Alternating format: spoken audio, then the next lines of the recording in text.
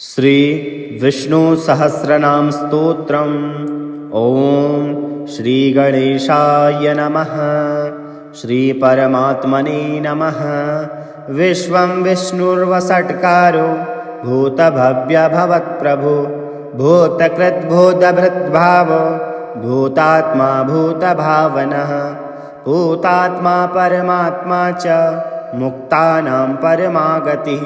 अव्ययः पुरुषः साक्षी क्षेत्रज्ञोऽक्षर एव च योगो योगविदां नेता प्रधानपुरुषेश्वरः नारसिंहः वपुः श्रीमान् केशवः पुरुषोत्तमः सर्वः शिवस्ताणुर्भूतादिर्निधिरव्ययः शम्भवो भावनो भर्ता प्रभवः प्रभुरीश्वरः स्वयंभू शम्भुरादित्यः पुष्कराक्षो महास्वनः अनादिनिधनो धाता विधाता धातुरुत्तमः अप्रमेयो हृषीकेशः पद्मनाभोऽमरप्रभु विश्वकर्मा मनुस्त्वष्टा स्तविष्ठस्तविरो ध्रुवः आगृह्य शाश्वतो कृष्णो लोहिताक्षः प्रतर्दनः प्रभुतस्त्रीककुब्धाम पवित्रं मङ्गलं परम् ईशानः प्राणदः प्राणो ज्येष्ठः श्रेष्ठः प्रजापतिः हिरण्यगर्भो भूर्गर्भो माधवो मधुसूदनः ईश्वरी विक्रमी धन्वी मेधावी विक्रमः क्रमः अनुत्तमो दुराधर्ष कृतज्ञ कृतिरात्मवान् सुरेशः शरणं शर्म विश्वरेता प्रजाभव अहं संवत्सरो व्यालः प्रत्ययः सर्वदर्शनः अजः सर्वेश्वरः सिद्धः सिद्धि सर्वादिरच्युतः वृषाकम्पी रमेयात्मा सर्वयोगविनिःसृतः वसुर्वसुमनः सत्यः क्षमात्मा संमितः समः अमोघः पुण्डरीकाक्षो वृषकर्मा वृषाकृतिः रुद्रो बहुशिरा बभ्रुर्विश्वयोनिः शुचिस्रवाः अमृतः शाश्वतस्ताणुर्वरारोहो महातपाः सर्वगः सर्वविद्भानुस्विश्वक्षीणो जनार्दनः वेदो वेदविदं व्यङ्गो वेदाङ्गो वेदवित्कविः लोकाध्यक्षः सुराध्यक्षो धर्माध्यक्षः कृताकृतः चतुरात्मा चतुर्व्यूहश्चतुर्दृष्टचतुर्भुजः भ्राजिष्णुर्भोजनं भोक्ता सहिष्णुर्जगदादिजः अनघो विजयो जेता विश्वयोनि पुनर्वसुः उपेन्द्रो वामनः प्रांशुर्रमोघः शुचिरुर्जितः अतीन्द्रसंग्रहः सर्गो धर्मात्मा नियमो यमः वेदो वैद्यः सदा योगी वीरः माधवो मधु अतीन्द्रियो महामायो महोत्साहो महाबलः महाबुद्धिर्महावीर्यो महाशक्तिर्महाद्युतिः अनिर्देश्य वपुः श्रीमान् मेयात्मा महादृधिक् महेश्वासो महीभर्ता श्रीनिवासः शताङ्गतिः अनिरुद्धः सुरानन्दो गोविन्दो गोविदाम्पतिः मरीचिर्दमनो हंसः सुपर्णो भुजगोत्तमः हिरण्यनाभः सुतपा पद्मनाभः प्रजापतिः अमृत्युः सर्वदृक्सिंहः संघाता संगिमान् स्थिरः अजो दुर्मर्षणः शास्ता विश्वतात्मा सुरारिः गुरुर्गुरुर्तमो धाम सत्यः सत्यपराक्रमः निमिषो निमिषस्त्रग्वी वाचस्पतिरुदारधि अग्रणी ग्रामणी श्रीमान् न्यायो नीता समीरणः सहस्रमूर्धा विश्वात्मा सहस्राक्षः सहस्रपात् आवर्तनो निवृत्तात्मा संवृत्तः संप्रवर्धनः अहं संवर्तको वह्निरनीलो धरणीधरः सुप्रसादः प्रसन्नात्मा विश्वदिग्विश्वभुग्विभुः सद्गर्ता सत्कृतः साधुर्जह्नुर्नारायणो नरः असंख्येयो प्रमेयात्मा विशिष्टा सृष्टिकृच्छुचिः सिद्धार्थः सिद्धसंकल्पः सिद्धिदा सिद्धिसाधनः वृषाहि वृषभो विष्णुर्वृषपर्वा वृषोदरः वर्धनो वर्धमानश्च विविक्तः श्रुतिसागरः सुभुजो दुर्धरो वाग्मी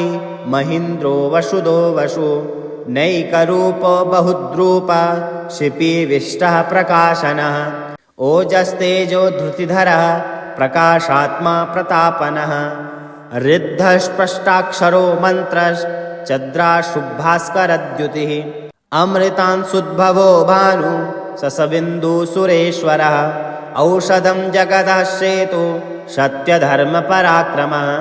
भूतभव्यभवन्नाथ पवनः पावनो नलः कामः कामकृत्कान्तः कामः कामप्रदः प्रभु युगादिकृद्युगावर्तो नैकमायो महाशनः अदृश्यो व्यक्तरूपश्च सहस्रजित् अनन्तजित् इष्टो विशिष्टशिष्टेष्ट शिखण्डी नहुषो वृषः क्रोधः क्रोधकृत्कर्ता विश्वबाहुर्महीधरः अच्युतः प्रथितः प्राणः प्राणदो वशवानुजः अपानिधिरधिष्ठानं प्रमत्तः प्रतिष्ठितः स्कन्दः स्कन्दधरो धुर्यो वरदो वायुवाहनः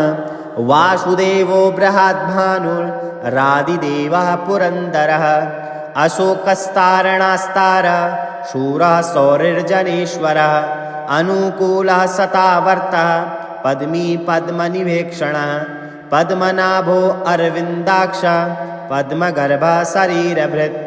महाद्रिरिद्धो वृद्धात्मा महाक्षो गरुडध्वजः अतुलः शारभो भीमः शमयज्ञो हविर्हरि सर्वलक्षणलक्षण्यो लक्ष्मीन्वान् समितिञ्जयः विक्षरो रोहितो मार्गो हेतुर्दामोदरः सः महीधरो महाभागो वेगवान्मिताशनः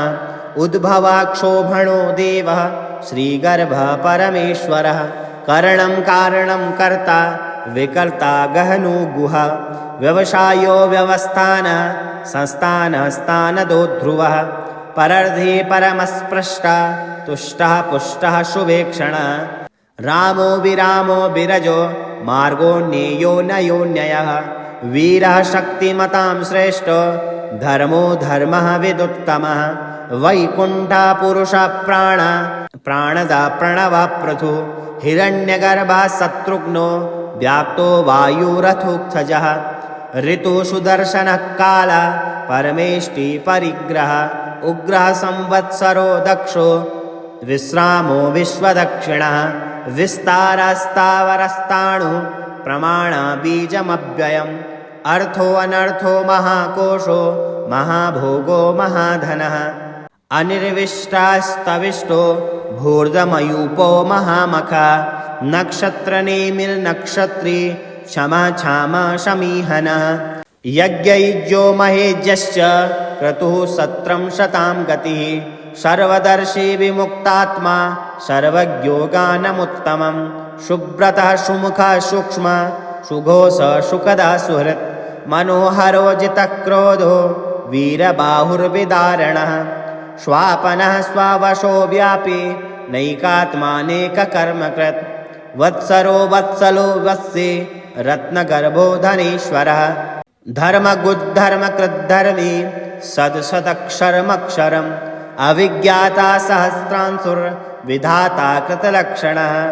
गर्भस्थिनेमि सस्वस्थः सिंहो भूतः महेश्वरः आदिदेवो महादेवो देवेशो देवभृद्गुरुः उत्तरो गोपतिर्गोप्ता ज्ञानगम्यपुरातनः शरीरभूतभृद्भोक्ता कपीन्द्रो भूरिदक्षिणः सोमपो मृत्तपः सोम पुरुजित्पुरुषोत्तमः विनयो जयः सत्यसङ्गो दासार्हः सत्त्वतां पतिः जीवो विनयिता साक्षी मुकुन्दो मितविक्रमः अभोनिधिरनन्तात्मा महोदधिशयोऽन्तकः अजो महार्हा स्वाभाव्यो जितमित्रा प्रमोदनः आनन्दो नन्दनो नन्द सत्यधर्मातिविक्रमः महर्षि कपिलाचार्यः कृतज्ञो मेदनीपतिः त्रिपदस्त्रिदशाध्यक्षो महाशृङ्गः कृतान्तकृत् महावराहो गोविन्दः सुषेणा कनकाङ्गदी गुह्यो गम्भीरो गहनो गुप्तश्चक्रगदाधरः वेद्याश्वाङ्गोजितः कृष्णो दृढः शङ्कर्षणोच्युतः वरुणो वारुणो वृषः पुष्कराक्षो महात्मना भगवान् भगहानन्दी वनमाली हलायुधः आदित्यो ज्योतिरादित्यः सहिष्णु गतिसत्तमः सुधन्वाखण्डपरशुर्दारुणो द्रविडप्रदः दिक्प्रकः सर्वदृग्व्यासो वाचस्पतिरयो निजः त्रिशामाशामघः श्याम निर्वाणं भेषजं भिषक् सन्न्यासकृच्छमा शान्तो निष्ठा शान्तिपरायणं शुभङ्गः शान्तिदस्त्रष्टा कुमुदः कुवलेशय गोहितो गोपतिर्गोप्ता वृषभाक्षो वृषक्प्रियः अनिवर्ते निवृत्तात्मा संक्षेप्ता क्षेमकृच्छिवः श्रीवत्सवक्षा श्रीवासः श्रीपतिः श्रीमतान्वर श्रीधः श्रीशः श्रीनिवासः श्रीनिधिः श्रीविभावनः श्रीधरः श्रीकरः श्रेयः श्रीमालोकत्रयाश्रयः स्वक्षः श्वङ्गः सतानन्दो नन्दिर्ज्योतिर्गणेश्वरः विजितात्मा विधेयात्मा सत्कीर्तिच्छिनंशयः उदीर्णः सर्वतश्चक्षुर्निशः शाश्वतस्थिरः भूषयो भूषणो भोक्तिर्विशोकः शोकनाशनः अर्चिष्मानच्चितः कुम्भो विशुद्धात्मा विशोधनः अनिरुद्धो प्रतिरथः प्रद्युम्नो मितविक्रमः कालनेमिनिः वीरः शौरीशूरजनेश्वरः त्रिलोकात्मा त्रिलोकेशः केशवः केशिहा हरि कामदा कामपालः कामी कान्तः कृतागमः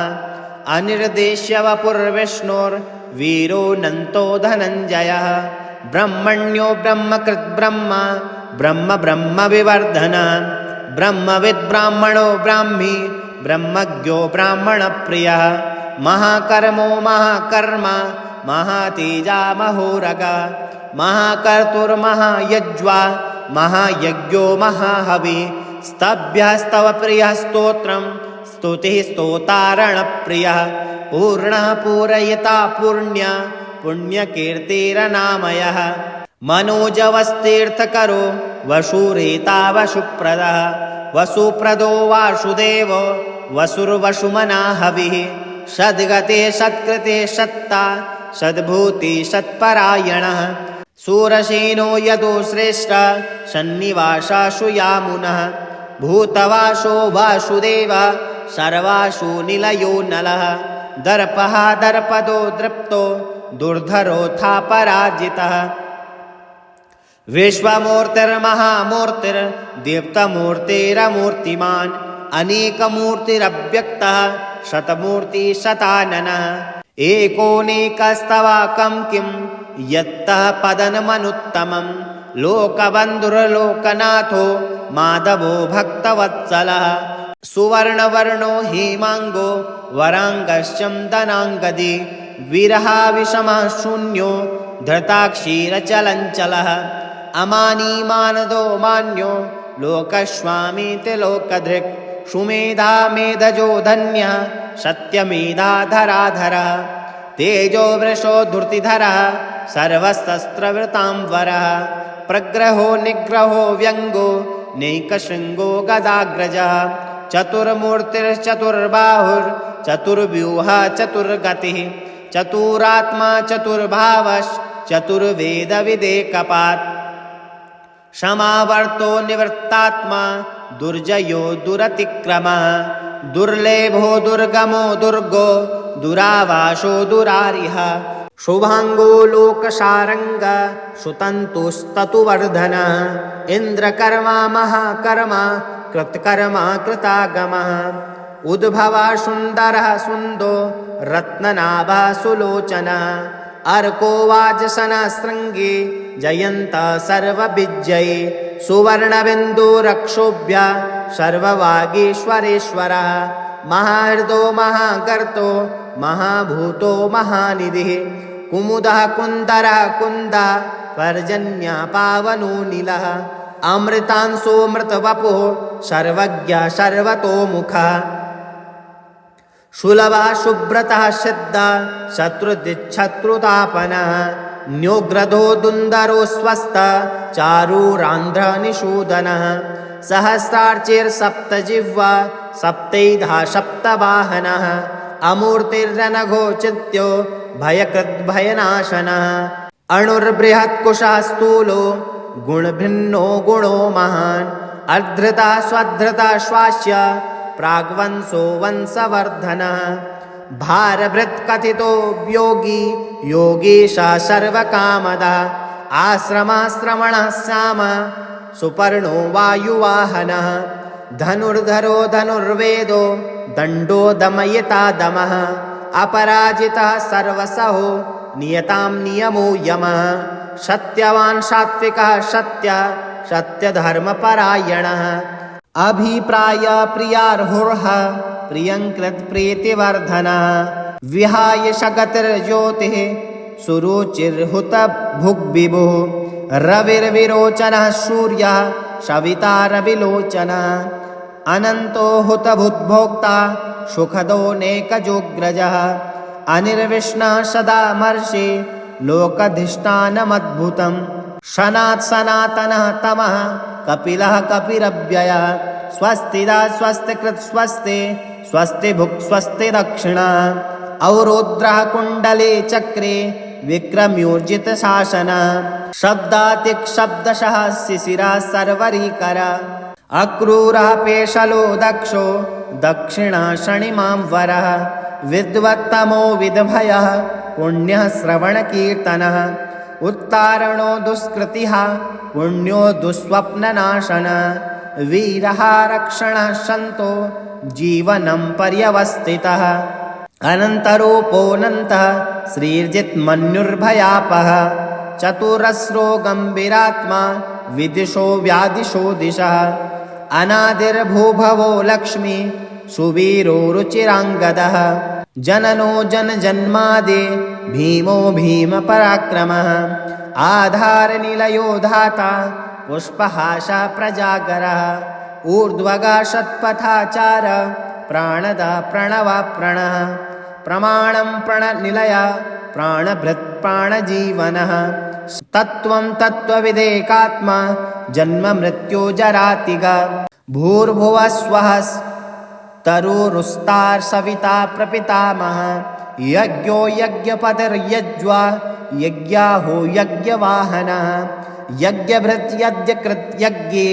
यज्ञभुक् यज्ञसाधनः यज्ञान्तकृत् यज्ञगुह्य मनन्मनान् एव च आत्मज्योति स्वयं जातो वैखानसामगायनः देवकी नन्दनस्त्रष्टा क्षितीश पापनाशनः शङ्खवृन्नन्दके चक्रे शारग्धन्वा गदाधरः रथाङ्गपाणि रक्षोभ्यः सर्वप्राहरणायुधः वनमाली गदा शारङ्गी शङ्खचक्री च नन्दके श्रीमन्नारायणो विष्णुर्वासुदेवो विरक्षतु।